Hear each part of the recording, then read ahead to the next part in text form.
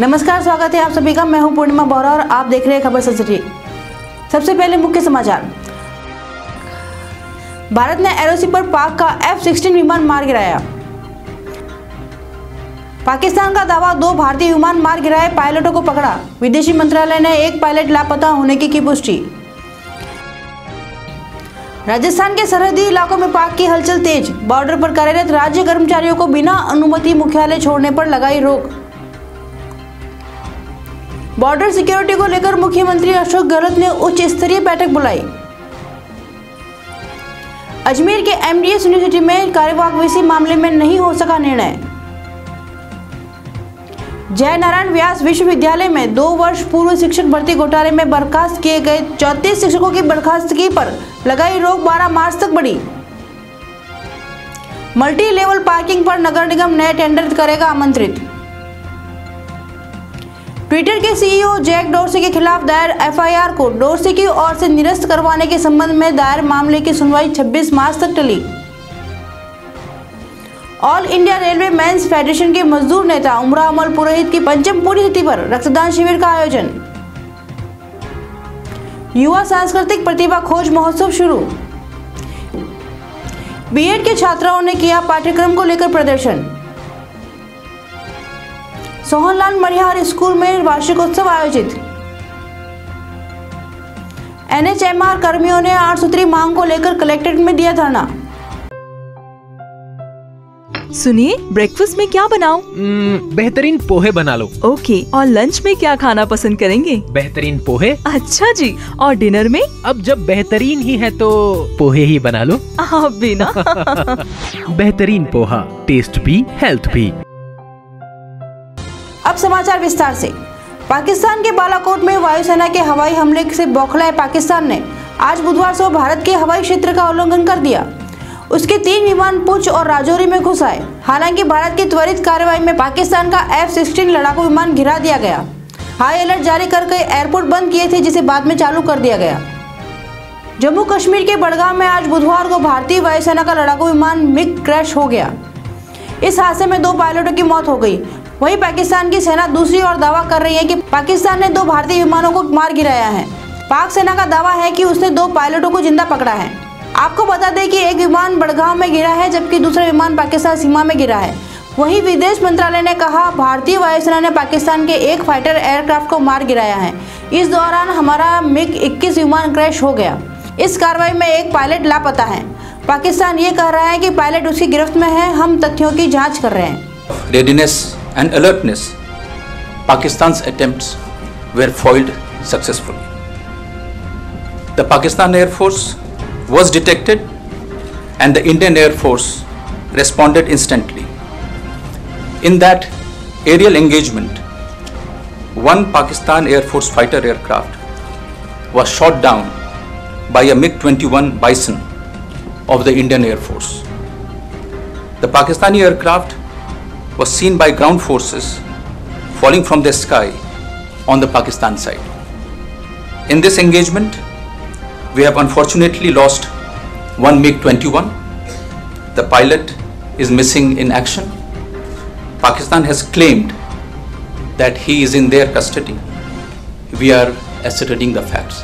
Thank you very much.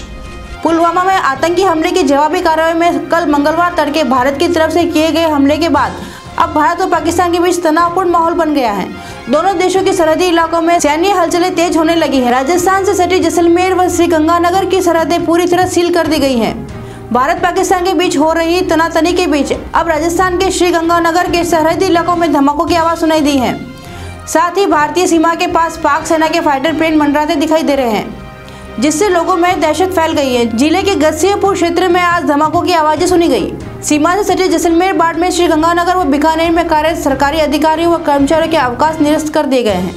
Border security को लेकर मुख्यमंत्री अशोक गहलोत ने आज बुधवार को उच्च स्तरीय बैठक बुलाई। बैठक में CS DB Gupta, DGP Kapil Garg, ACS home Rajeev Swaroop सहित पुलिस और प्रशासन के आला अफसर मौजूद थे। बैठक में सीमा पर तनाव के हालात पर सेना के साथ समन्वय और युद्ध जैसी आपात स्थिति से निपटने के लिए नागरिक प्रशासन की तैयारियों जैसे मुद्दों पर चर्चा की गई। अजमेर के MDS यूनिवर्सिटी में कार्यवाही किसी मामले में निर्णय नहीं हो सका। आज बुधवार को सीजे प्रदीप नंदरा जोग व डॉक्टर जस्टिस पुष्पेंद्र सिंह भाटे की खंडपीठ में मामले में सुनवाई हुई थी। खंडपीठ ने कहा कि अब 6 मार्च को इस मामले में फाइनल हियरिंग होगी, जबकि 25 फरवरी को पिछली सुनवाई में जस्टिस संगीत लोढ़ा की खंडपीठ ने AAG संदीप शाह से कार्यवाहक VC के रूप में अस्थायी अरेंजमेंट करने के लिए ऐसे पात्र के नाम सहित आवेदन पेश करने के निर्देश दिए थे। जयनारायण व्यास विश्वविद्यालय में 2 वर्ष पूर्व शिक्षक भर्ती घोटाले में बर्खास्त किए गए 34 शिक्षकों की बर्खास्तगी पर लगाई रोक 12 मार्च तक बढ़ी।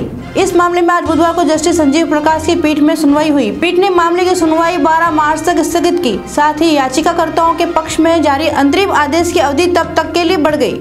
नई सड़क मल्टी लेवल पार्किंग से जुड़े मामले में जस्टिस संगीत लोढ़ा की खंडपीठ में आज सुनवाई हुई। हालांकि विस्तृत सुनवाई महाअधिवक्ता के आगमन पर 1 मार्च को होगी, लेकिन इस बीच AAG रेखा बोराना ने कार बाजार मामले में RTO व ट्रैफिक पुलिस की ओर से पाला रिपोर्ट पेश करते हुए इस चैप्टर को समाप्त करने का आग्रह किया। इसी तरह मल्टी लेवल पार्किंग पर नगर निगम नए टेंडर आमंत्रित करेगा। निगम काउंसिल राजेश पवार इस संबंध में रिपोर्ट अगली सुनवाई से पहले पेश करेंगे।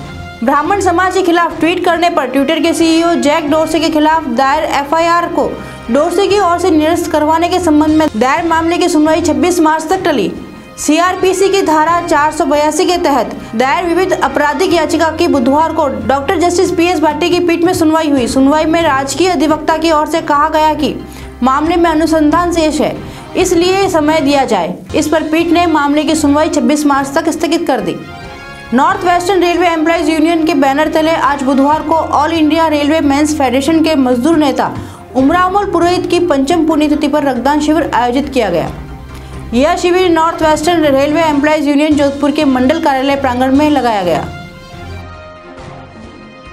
राजस्थान राज्य भारत स्काउट व गाइड जिला मुख्यालय जोधपुर के तत्वाधान में जिला स्तरीय युवा सांस्कृतिक प्रतिभा खोज महोत्सव का शुभारंभ आज बुधवार को स्काउट गाइड मंडल मुख्यालय गर्ल्स गाइड हेडक्वार्टर्स के पास जिला कलेक्टर ने किया।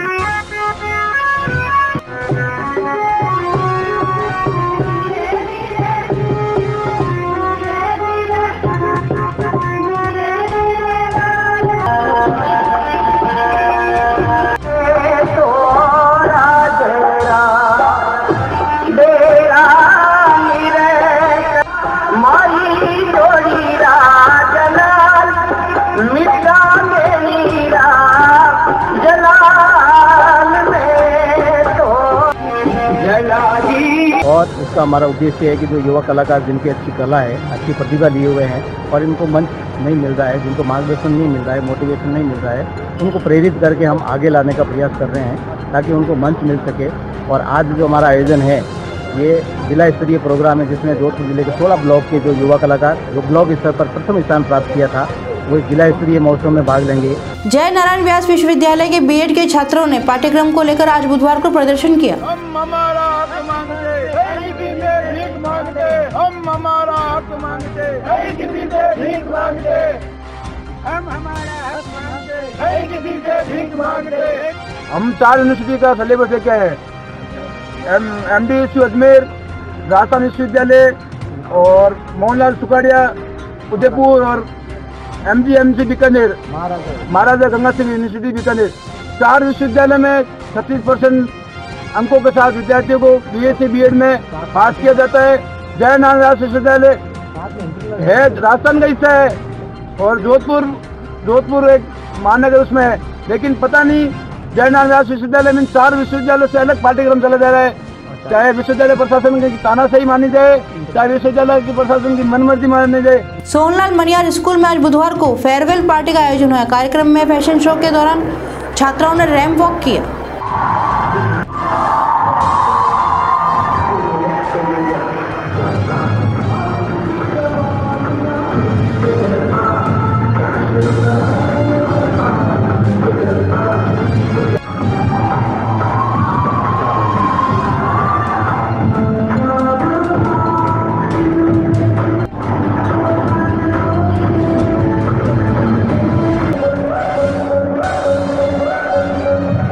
NHRM कर्मियों ने 8 सूत्री मांगों को लेकर आज जिला कलेक्ट्रेट में धरना दिया।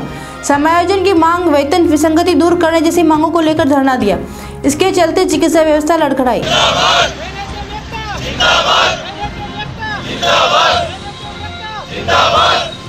किसी से भीख मांगते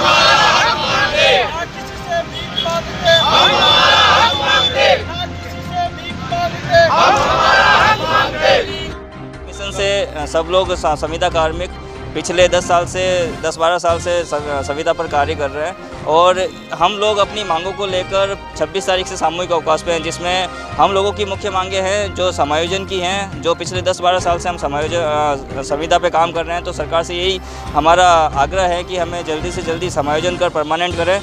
और दूसरी जो हमारी मांग है वो है वेतन विसंगति दूर करना। आज के समाचारों में बस इतना ही। हमारे साथ बने रहने के लिए धन्यवाद।